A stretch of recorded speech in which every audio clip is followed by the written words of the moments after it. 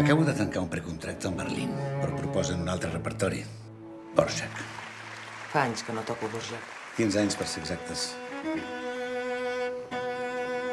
Tu com estàs? L'espectador es trobarà una pel·lícula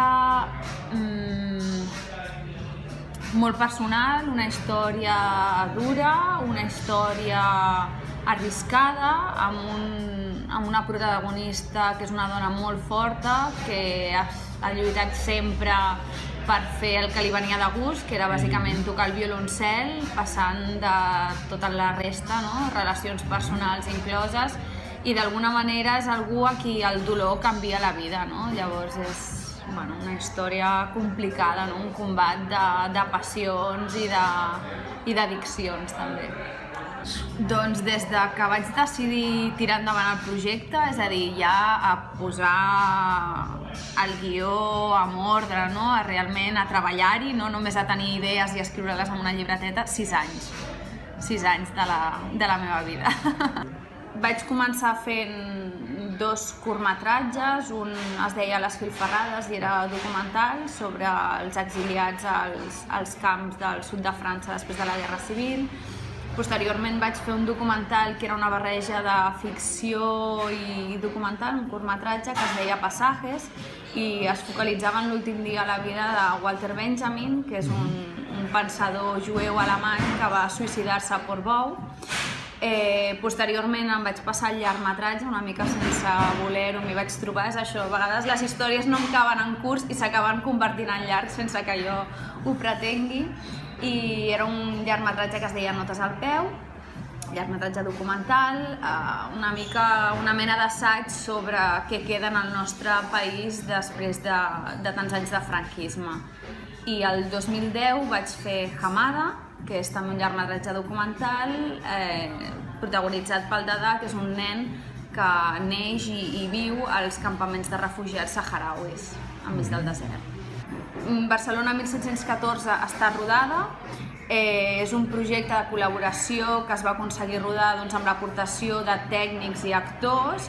Ara estem en fase de postproducció, és a dir, la pel·lícula està muntada, tenim la música enregistrada, però es va rodar tot en plató croma, amb la qual cosa hi ha molta feina de postproducció a fer. Ens trobem que ara mateix necessitem pressupost per poder assegurar que s'acabi la pel·lícula, perquè malauradament, per molt que coneixem molta gent que té moltes ganes de posar-hi hores, arriba un moment que necessites tenir un equip molt nombrós de gent, i en això estem, intentant aixecar el pressupost per poder acabar la pel·lícula, esperem que en breu. La meva mare és afectada de fibromiàlgia, llavors sempre m'havia interessat tractar-ho en algun moment, en alguna pel·lícula, perquè crec que estar amb algú que viu amb dolor crònic és una cosa molt difícil d'entendre, no? Llavors jo creia que això no estava vist en cinema i valia la pena, no? Mostrar com pot ser una experiència tan dura com aquesta. I per altra banda vaig decidir barrejar-ho amb el tema de la creació, no? Que aquest sí que és molt més personal meu, en el sentit de la lluita d'algú contra l'entorn i contra qualsevol element pràctic a la vida per poder fer el que necessita, no? En aquest cas la protagonista no es dedica al cinema, sinó que es dedica a la música, però la idea bàsica és aquesta. Des d'un principi vaig pensar ja en el violoncel perquè té el volum pràcticament d'una persona, no? I una mica la forma d'una persona, i quan el toques és una mica com si l'abracessis, hi ha una relació molt física, molt personal entre la persona que toca i l'instrument, no? I això d'alguna manera m'ajudava molt a que s'entengués aquesta relació una mica addictiva i de necessitat que té la protagonista amb la música, no? Que a vegades amb altres instruments seria més complicat de mostrar, no? O fins i tot en altres formes d'art podria ser més abstracte i més complicat encara de mostrar-ho. En un principi la idea havia estat fer un curtmetratge, no? Llavors em vaig posar a escriure un curtmetratge i vaig dir impossible que aquí càpiga tot el que jo vull explicar, se'm quedava massa curt, llavors el vaig deixar reposar, no? Quan hi vaig tornar vaig escriure un tractament de 40 pàgines perquè vaig demanar una subvenció, una mica a l'espera de què passava. Llavors diguem que he anat treballant en etapes, no? I va ser finalment quan es va confirmar aquesta subvenció que vaig dir, ostres, Doncs aquesta història té alguna que no només jo veig, sinó que hi ha algú altre que veu que val la pena i llavors m'hi vaig posar una mica en sèrio.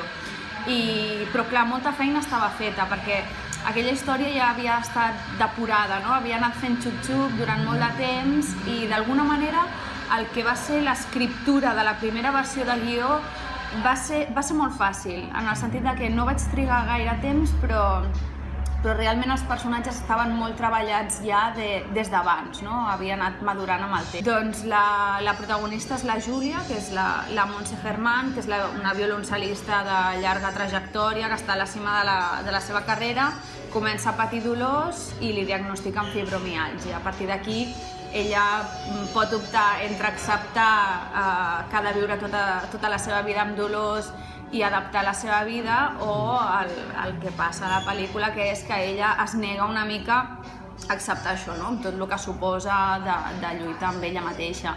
Després, per altra banda, al seu voltant hi ha el personatge que interpreta el Juanjo Puigcorbé, que és en Rovira, és el seu mànager. És una figura una mica paternal, una figura que està darrere d'ella i que veu més enllà d'ella, no? Quan ella mateixa es nega a acceptar certes coses, ell sap perfectament el que li passa, no? I és una mica també un personatge confident i paternal en el sentit de que la cuida. Hi ha el personatge del Jean Cornet, que és un alumne amb qui ella li fa classes i té una relació personal bastant tormentosa, diguem. I llavors hi ha el personatge de la Marina Sales, que és la seva filla, un personatge amb qui al principi té una relació molt freda i distant i una mica amb la malaltia tot comença a canviar.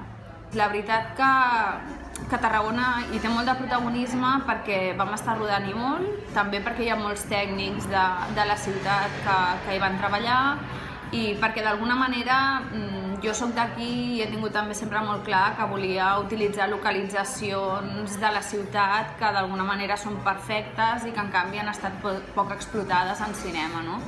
I la veritat que també ens vam trobar moltes facilitats per part de la Tarragona Film Office a l'hora d'aconseguir espais on rodar, i la veritat és que Tarragona té unes possibilitats fantàstiques com a plató de cinema.